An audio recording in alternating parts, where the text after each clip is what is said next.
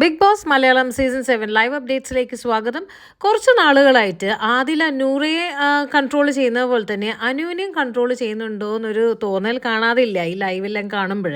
കാരണം എന്ന് വെച്ചാൽ ഇവരിപ്പോൾ ഒരു സെറ്റാണല്ലോ, ഈ പട്ടായ ഗേൾസ് എന്നൊക്കെ പറഞ്ഞ് നെവിനൊരു പേരും കൊടുത്തിട്ടുണ്ട്. തുടക്കം മുതൽക്ക് അനുവിൻ്റെ ഒരു കോണ്ടന്റ് ചുറ്റിപ്പറ്റി നടന്നിരുന്നത് അപ്പാനിയായിട്ടും ജിസൈലായിട്ടും ഒക്കെ ആയിരുന്നു. അങ്ങനെ അനുവിൻ്റെ കോണ്ടന്റ് ഓരോരുത്തരായിട്ട് എവിക്റ്റായി പോയപ്പോൾ പുള്ളിക്കാരി പുതിയൊരു ഗ്യാങ്ങിനെ കണ്ടുപിടിച്ചതാണോ അതോ അവിടെ എത്തിപ്പെട്ടതാണോ എന്ന് അറിയില്ല. അതിലൊരു ഡോമിനേറ്റിംഗ് ക്യാരക്ടറാണ്. അതുകൊണ്ട് തന്നെ കാര്യങ്ങളെല്ലാം കൺട്രോൾ ചെയ്യുന്ന ഒരു രീതിയും അതിലേക്കുണ്ട്. പിന്നെ രാവിലെ തന്നെ മോർണിംഗ് ടാസ്കിൽ ബിഗ് ബോസ് ഹൗസിന് ശേഷം ജനങ്ങൾ ഓർത്ത് നിൽക്കാൻ സാധ്യതയില്ലാത്തതായിട്ടുള്ള പേരുകൾ പറയുന്നു. അപ്പോൾ അനു എന്ന് പറയുന്നത് ഷാനവാസാണ് ഓർത്ത് നിൽക്കുന്നത്. കാരണം ആക്ടിങ്ങും സ്റ്റൈലും ആ ഒരു ഇതെല്ലാം കൊണ്ട് ഷാനവാസിനെ ഓർക്കും. അതുപോലെ തന്നെ ലക്ഷ്മിയെയും പറയുന്നുണ്ട്. അപ്പോൾ ലക്ഷ്മിയെ പറഞ്ഞത് അതിലേക്ക് അത്ര പിടിച്ചില്ല എന്ന് തോന്നുന്നു. കാരണം അവർ തമ്മിൽ ആ ഒരു മാനസികമായിട്ടൊരു ചേർച്ചയില്ലല്ലോ.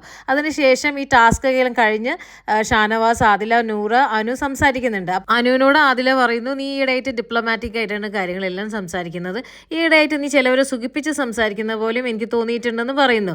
അതിൽ ഉദ്ദേശിച്ച ലക്ഷ്മിയെക്കുറിച്ച് അങ്ങനെ പറഞ്ഞതാണ്. അത് പുള്ളിക്കാരിക്ക് അത്ര പിടിച്ചില്ല എന്നാണ് തോന്നുന്നത്.